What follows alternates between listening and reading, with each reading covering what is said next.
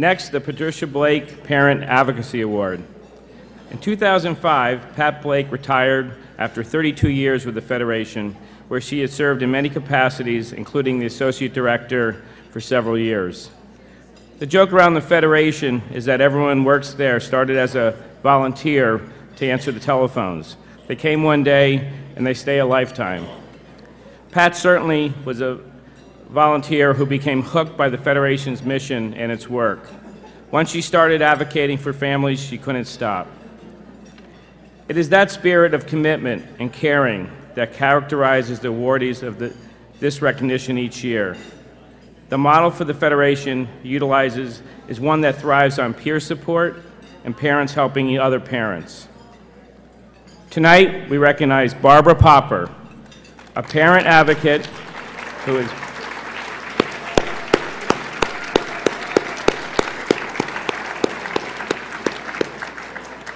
Barbara is a parent advocate who is passionate about helping other parents when it comes to health and wellness of children, especially those with special needs. Barbara started Children in Hospitals, an advocacy organization which promotes the parent's role in relation to the care of hospitalization. This resulted in a lifetime change in 24-hour family visitation policies at Massachusetts hospitals. The heart and soul of Barbara's efforts and commitment to parent leadership development is a result of her vision, dignity, and respect for all human beings. We are proud to honor Barbara Popper.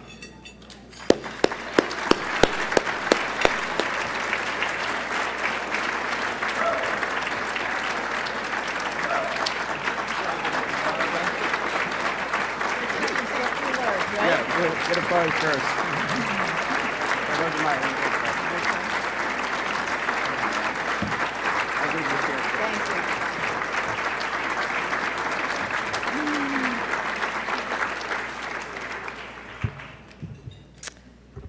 Thank you very much. First, I want to congratulate the other winners, Happy Eves and Karen Levine, who's someone I've known a long time. I want to thank the board for nominating me, and I want to thank first Martha Ziegler and Rich Robinson, who have been my bosses, and Betsy Anderson, who first hired me at the Federation, giving me many opportunities, showing appreciation for most, but not all, of my comments and perspectives.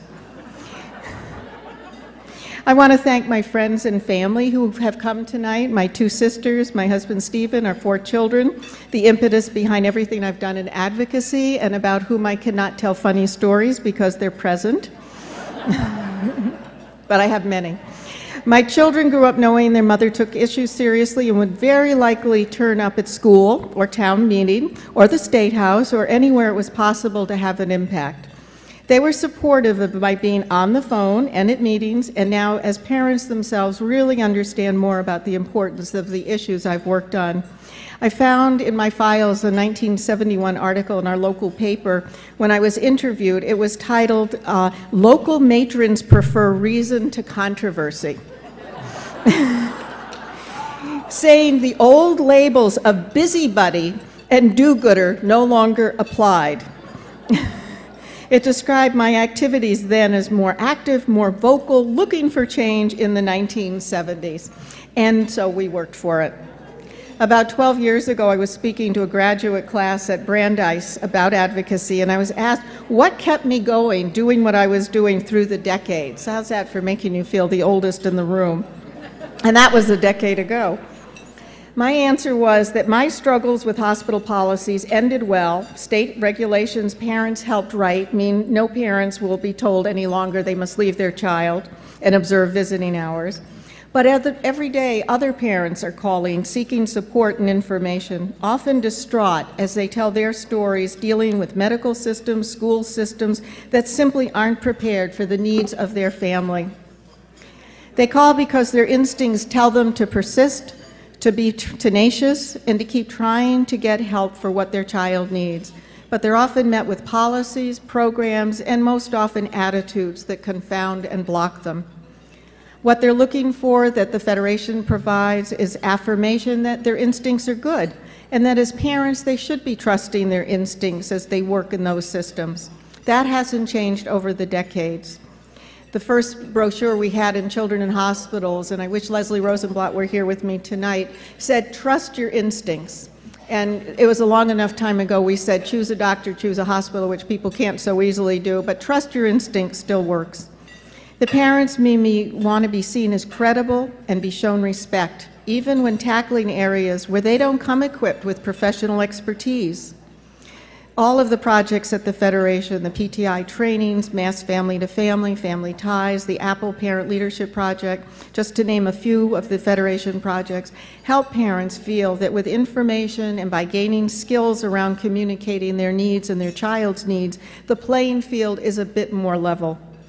In the last few weeks, I've met with some newer, younger parents getting involved in health and education advocacy at 3 different meetings and heard their stories of ongoing struggles on behalf of their children with autism, ADHD, bipolar, and other complicated problems. Many spoke of the isolation they felt as parents when attitudes are not positive about including their children. There's still a stigma out there in many communities that keep parents from becoming involved. While we speak of including Samuel tonight, we need to think about how to include the parents of children like Samuel. One quick story is of several parents who attended our Federation Parent Leadership Institute a year or 2 ago and decided that what their district needed was a way to reduce that stigma and to provide better community awareness of differences. Last Thursday, I was invited to speak at their Braintree's 2nd annual Community Inclusion Award ceremony, attended by probably 80 people, officials, townspeople, held in their town hall.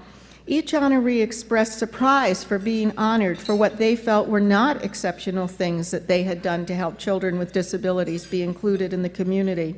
The parent leader spoke eloquently about what it meant to them to have the whole community aware of the awards and the purpose behind them. I think that the opportunities to connect with the Federation and other support groups put parents today ahead of where we were in the 1970s, having to create our own supportive systems and having fewer laws and programs that would help us with what our children needed. But even so, life has become more complicated for these families than it used to be. Their health coverage is difficult to navigate if they have coverage. Choosing coverage if they have options is a bureaucratic maze. Their school districts are facing economic stresses that make them not as flexible or generous as families need them to be. And finally, personal situations like the needs of their other children, their own needs, their marital situations, and job demands or lack of jobs add to the picture for 2010. We need to help prepare families to be partners with the many professionals in the health and educational systems who are learning to value and seek out parent perspectives, not just regarding their own children, but in helping the systems evolve and change. I'm sure your being here tonight demonstrates your belief that parents need to be offered information and support to help them, and I encourage you in and thank you for your support of the work done by the Federation. Thank you.